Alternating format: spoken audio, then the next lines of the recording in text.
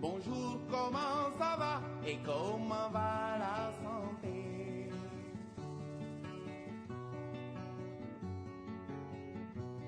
Suma tante ji nekk kaw ga tante ji nekk kaw ga tétanos daaneel ko taagaañu woon nak ileer jël suuf taf ca góom ga. Mieux vaut prévenir qu'essayer de guérir. Bonjour, comment ça va et comment va la santé?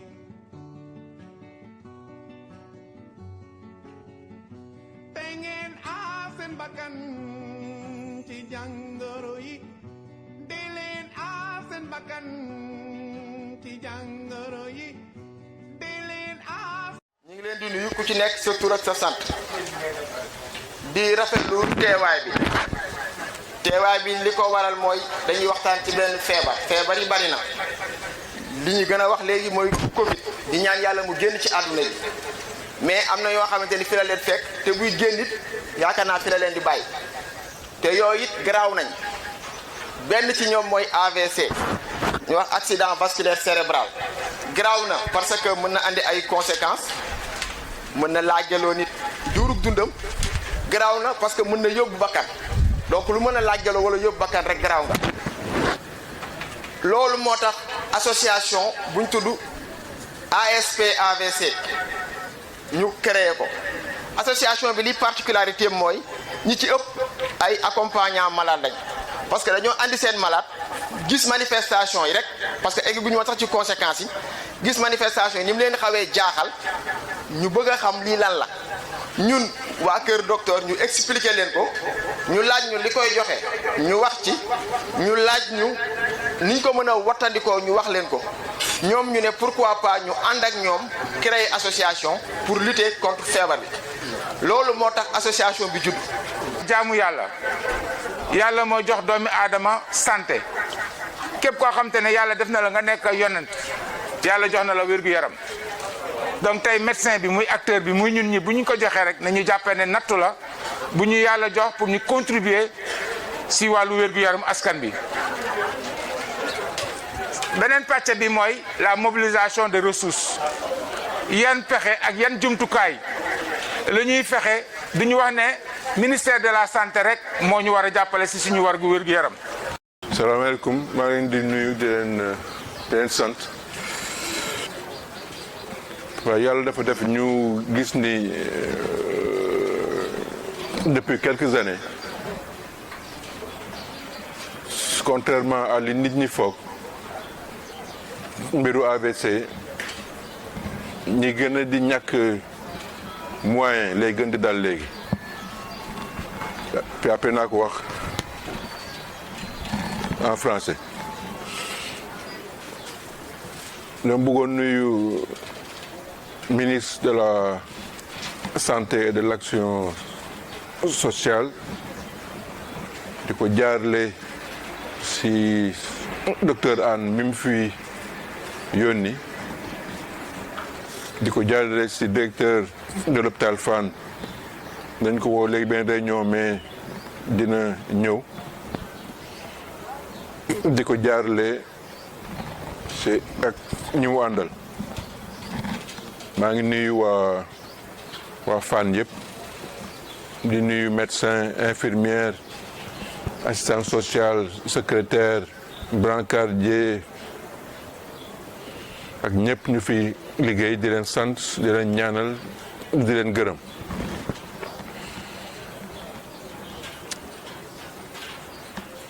mënuma wax dara lu jëm ci neurologie c'est sama xel c'est suñu xel ñun ñëpp du njëkkee dem ci professeur Ibrahima Pierre Ndiaye sa xam naa ni bu fi nekkoon tey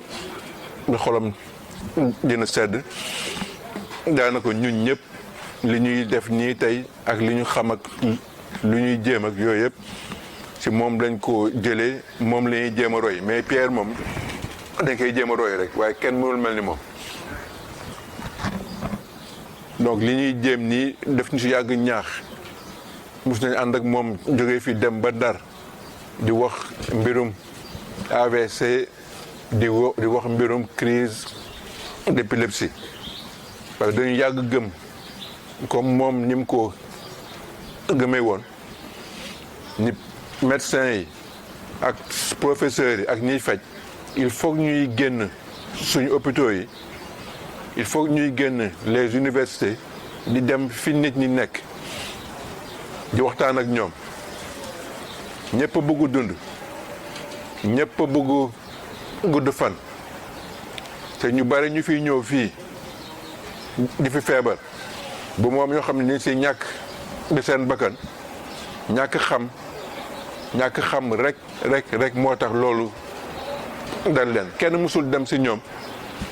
ne leen wàññi leen suukar kenn mësul dem si ñoom ne leen wàññi leen xorom kenn mësul dem si ñoom di leen wax ni di leen doxantu di leen naan ndox ñàkk xam moo tax ñuy yàgg def liñ daan def ba mu indi leen loraange ñu bare bu ñu feebaree ba génn si wala ñu génn àdduna li seen mbokk di doog xam lan mooy AVC bi ñuy dégg ci léegi ñëpp a ngi dégg AVC donc damay féliciter di remercier bu baax a baax ñi nga xam ni ñoo jël initiative bu mettre en place l'association dama bëgg mu leer ni ay malade ay mbokk malade ay doomu malade ñoo ñëw si ñun wax ni li ñu bëgg def te ñun yàggoon nañ ko bëgg def mais ñoom ñoo ñu gën a jox fit ñu yeewu bés bokk ko dal ko defandoo ñoom ñëpp ñu ngi siy liggéey suba ak ngoon guddeeg bëccëg di wuti ay moyens donc maa ngi leen di féliciter di leen gërëm ba di leen ñaanal bu baax a baax. bu lay dal si ñetti waxtu bu ñu defee li ñu war a def ak ndimbalu yàlla nit ki mën na si génn si du am benn laago si ñetti waxtu. garab bi nga xam ni moom la ñu war a jox nit ki ndax yàlla may ko boobu chance benn ampoule bu ndaw mi ngi jaar 1 million waaw benn ampoule bu ndaw pour benn genre AVC bi nga xam ni moo gën a bare te buñ la ko defalee si ñetti waxtu doo si jëlee dee doo si jëlee laagu benn ampoule bi mi ngi jaar environ 1 million de francs c'est entre 800 000 ak 1 million 200 francs c'est pour nga gis ko sax day nekk jafe-jafe yu rëy ay nit ñu bari dee nañu ñu war leen ko defal duñ yor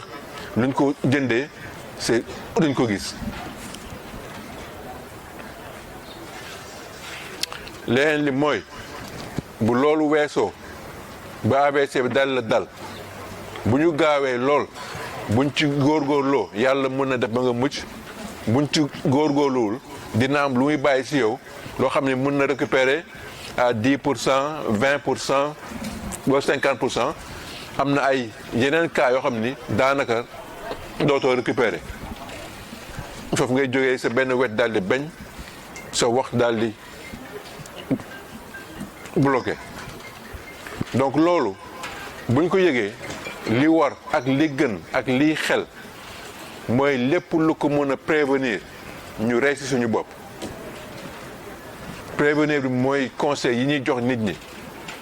diwlin bu bare baaxul suukar bu bare baaxul toog ay fan ay semaine ay weer doo waaxu doo dox doo yëngal sa yaram baaxul. loolu mooy jur hypertension loolu mooy jur diabète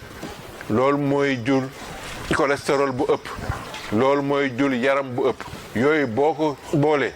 bu la yàlla dimbaliwul da si mbaaxam mënoo mucc ci def AVC wala crise cardiaque bu lay rey ci saasi.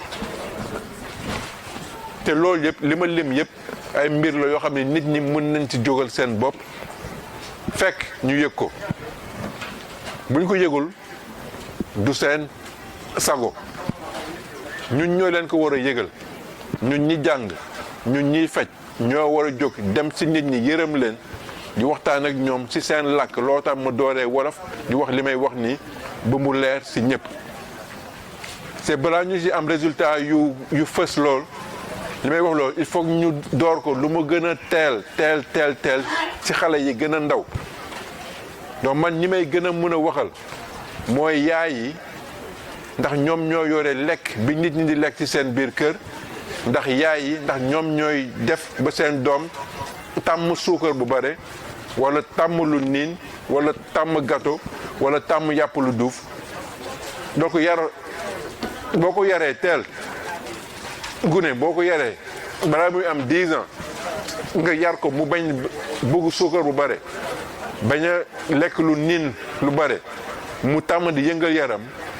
kooku mun na mucc ci diabète mun na mucc ci tension mun na mucc ci mbirum AVC bi ñuy waxtaane. APS AVC, qui est une association qui a pour rôle, n'est-ce pas, de jouer sa participation dans la prise en charge préventive de l'AVC en informant, en sensibilisant les accompagnants, les parents des victimes d'AVC, mais également en se mettant au service, n'est-ce pas, des professionnels de la santé, n'est-ce pas, pour qu'ensemble, cette maladie puisse être, n'est-ce pas, éradiquée, sinon amoindrie dans sa plus simple expression. Il s'agit là d'une pathologie extrêmement dangereuse et qui fait actuellement beaucoup de morts, n'est-ce pas, au Sénégal et partout ailleurs. Je me rappelle quand on était jeune, les AVC, n'est-ce pas, ne s'attaquaient qu'aux vieilles personnes. Je me rappelle très bien, qu'aux vieilles personnes, n'est-ce pas. Même maintenant, c'est une pathologie, n'est-ce pas, qui s'attaque à des jeunes gens, à la fleur de l'âge, qui peuvent perdre leur vie ou bien qui peuvent être handicapés pour toujours. C'est pour cela que j'ai beaucoup apprécié, n'est-ce pas, l'intervention de monsieur le coordinateur des relais, n'est-ce pas, qui a parlé de sensibilisation, n'est-ce pas, tout azimut. Parce que je considère, et j'ai toujours considéré, que les médiateurs sociaux constituent, n'est-ce pas, un maillon extrêmement important dans la sensibilisation pour les maladies, les pandémies et les épidémies de tous ordres. Parce qu'ils constituent, n'est-ce pas, des maillons ancrés dans la communauté et qu'ils ont, n'est-ce pas, ils ont, n'est-ce pas, des rapports particuliers avec les populations parce que ces derniers, n'est-ce pas, leur font confiance. Donc le rôle est éminemment important et éminemment salutaire dans vraiment cette lutte contre l'AVC. Donc le directeur m'a chargé, n'est-ce pas, de vous dire, compte tenu de la gravité de la situation, il ne compte de ménager aucun effort. Le professeur Gallo l'a évoqué en parlant de constitution d'un nouveau service de neurologie, en parlant d'augmentation de lits, n'est-ce pas, de malades, en parlant également de lits, n'est-ce pas, de réanimation. Pour dire donc, il est totalement engagé dans la mise en pratique, dans la mise à disposition des moyens qu'il faut pour que l'hôpital de Fann, le CHNJ de Fann, joue son rôle, n'est-ce pas, dans la lutte contre les AVC. Vous n'êtes pas sans savoir que l'hôpital de Fann, notamment le service de neurologie, comme la plupart des services de l'hôpital, sont au sommet de la hiérarchie. Parce qu'ils constituent, n'est-ce pas, le maillon le plus élevé dans la prise en charge, n'est-ce pas, des malades atteints, n'est-ce pas, de ces pathologies. Donc pour dire simplement, pour ne pas monopoliser la parole, je remercie profondément le professeur Apodo Gallo Diop qui, n'est-ce pas, ne ménage aucun effort pour que, n'est-ce pas, la pratique de cette discipline avance. Je remercie également mon ami le professeur Kamoro Touré, n'est-ce pas, le représentant du ministre de la Santé. Au nom du directeur, je pense que je vais m'arrêter là et, n'est-ce pas, rappeler l'engagement tout à l'heure, n'est-ce pas, de monsieur le directeur, Dr Chetakho Diop, dans la lutte contre, n'est-ce pas, cette pandémie, dans la mise dans la mise, n'est-ce pas, à disposition des moyens nécessaires pour lutter, n'est-ce pas, contre cette pandémie. Je vous remercie. Directeur de l'hôpital de Fann. Monsieur, je voudrais aussi remercier mes chers maîtres, le professeur Amadou Gallo Diop et le professeur Kamado Touré. Je vous remercie et je m'honore d'être à vos côtés au nom du ministère de la Santé et de l'Action sociale. Monsieur le Président de l'association de soutien aux patients et familles victimes d'AVC, Monsieur le Président du réseau communautaire Bétir Sam, je suis accompagné du chef de bureau de la communication au sein de la division, M. Tidjane Badji, et aussi représentant de la division de la santé mentale, M. Kébé. En fait, les maladies non transmissibles dans le monde sont responsables de 40 millions de décès. Et plus de 80% de ces décès surviennent dans les pays à revenus faibles. Au Sénégal, l'enquête STEPS réalisée en 2015 a montré que 29,% des Sénégalais âgés de 18 à 69 ans étaient porteurs d'AVC. Avec l'avènement de la pandémie Covid-19, nous avons remarqué que 97% des décès étaient liés à la présence d'une maladie chronique. Ça montre toute l'importance. Et au niveau du Sénégal, selon l'OMS, 41% des décès sont dus aux maladies non transmissibles et l'AVC vient en seconde position. Donc ça montre toute la gravité de cette maladie et ce qu'il faudrait faire en termes de prévention, comme l'a rappelé notre cher maître, professeur Gallo Diop.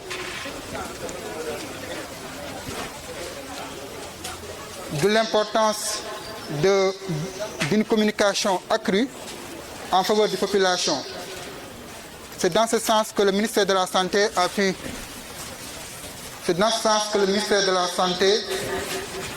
travailler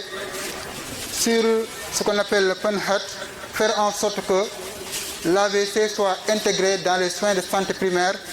au niveau de tout l'échelon de la pyramide sanitaire, en particulier de la case de santé au niveau de l'hôpital. C'est à ce niveau que nous remercions la Société de neurologie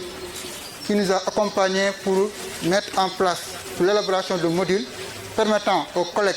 qui sont dans les centres de santé, qui sont dans les centres de santé, puissent pouvoir avoir des protocoles de prise en charge harmonisés au niveau national. Actuellement, ce document est déjà prêt. Il reste juste la formation et la vulgarisation de ce document. L'autre chose qui a été faite,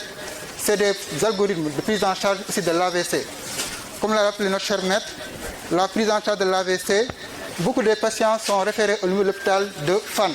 Il serait important, avec les collègues qui sont au niveau périphérique, d'avoir une démarche harmonisée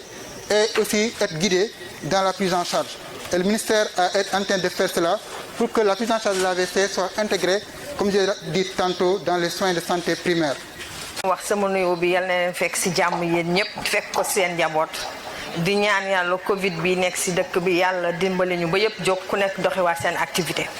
li fi jaar ci ëmët yëpp yàlla def sutura yàlla def suñu Sénégal jàmm ndax Sénégal jàmm mooy mbokkam man nag damay andi témoignage sama grande sœur dafa defoon AVC majeure partie bi li koy andi da ngay am AVC saa ñu yóbbu la hôpital directement dañ lay wax ay rab la temps boobu ngay toog ci kër gi rek daf lay andil problème séquelle bi day gën a gaaw loolu toujours aussi dañoo bëgg nit ñi di dugg ci kër yi di def porte à porte am na communication boo xamul fooy jaar mënoo wax sa soxla nit foog nga xam fooy jaar nga mën a ñëw wax sa soxla am na ñoo xam ne transport bu leen jëlee seen kër pour ñëw hôpital sax amuñu ko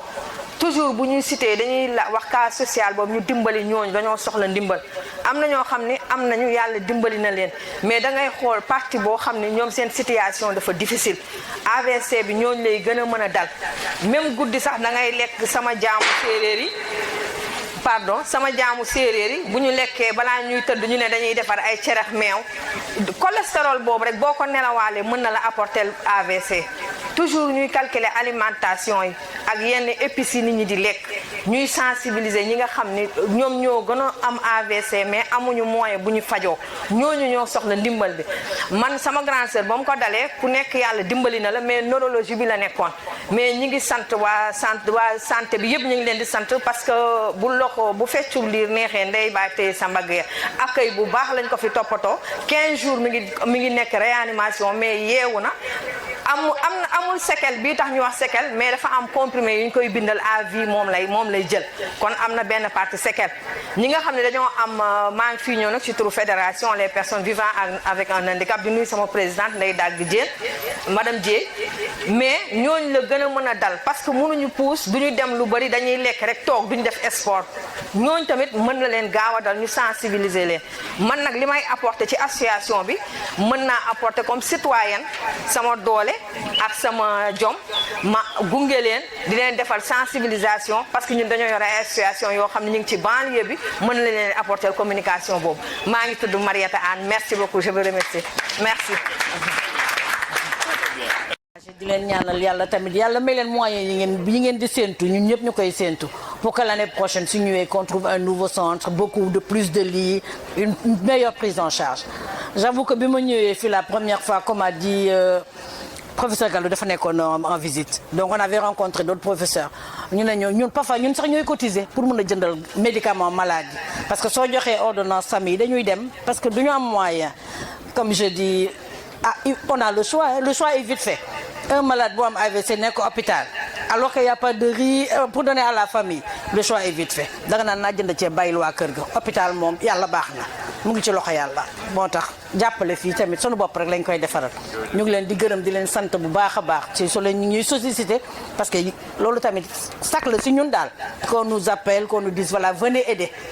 loolu moom ku la ko wax rek daf la bëggal lu baax ndax ñun ñëpp sunu bopp rek la ñuy liggéeyal yal na yàlla yombal liggéey bi yëkkati leen seen malade yi vraiment conditions yi amélioré bu baax a baax a baax ñu ngi leen di gërëm di leen sant merci beaucoup.